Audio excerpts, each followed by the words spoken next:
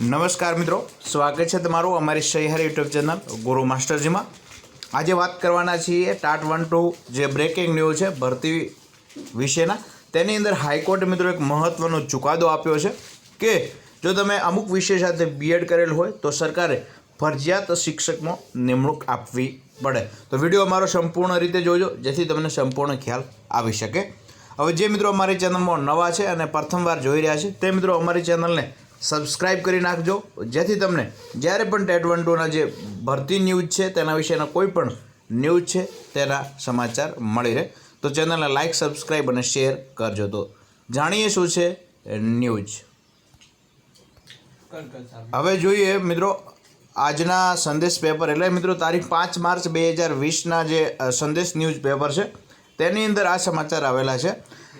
બાયોટેકનોલોજીની degree ધરાવનાર વિજ્ઞાન ગણિતના શિક્ષક માટે લાયક એટલે જે મિત્રોએ બાયોટેકનોલોજી સાથે કર્યું હતું તેમને સરકારે હવે વિજ્ઞાન ગણિતના શિક્ષક તરીકે લાયક ગણ્યા છે। તો તેમને સરકારે જે છે પહેલાં જ્યારે ટેટ 1-2ની ભરતી હતી તેની અંદર લાયક ગણતી ન હતી તો એ લોકો હાઈકોર્ટમાં ગયા હતા અને હાઈકોર્ટે જે છે રાજ્ય સરકારને આદેશ પણ આપ્યો છે।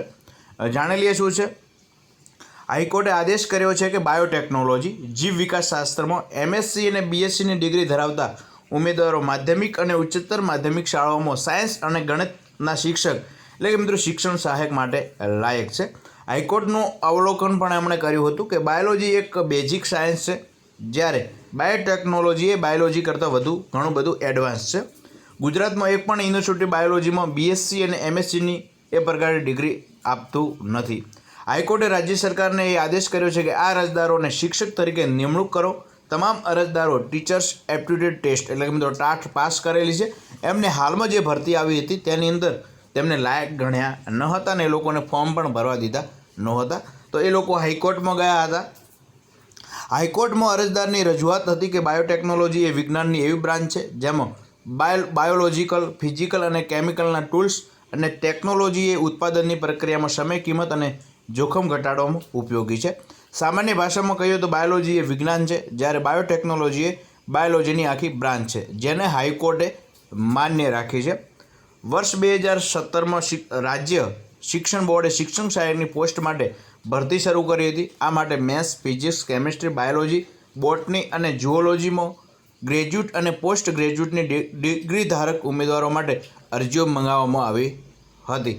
જ્યારે મિત્રો બાયોટેકનોલોજી હતી જેમની પાસે ડિગ્રીઓ હતી તેમને કોઈ પણ પ્રકારની જે છે એ લાયકાત સરકારે માન્ય ગણી નહોતી તો એ લોકો હાઈકોર્ટમાં ગયા હતા અને હાઈકોર્ટે હવે ચુકાદો પણ આપી દીધો છે કે તેમને શિક્ષક તરીકે જે છે ગણિત વિજ્ઞાનના શિક્ષક તરીકે લાયક ગણો।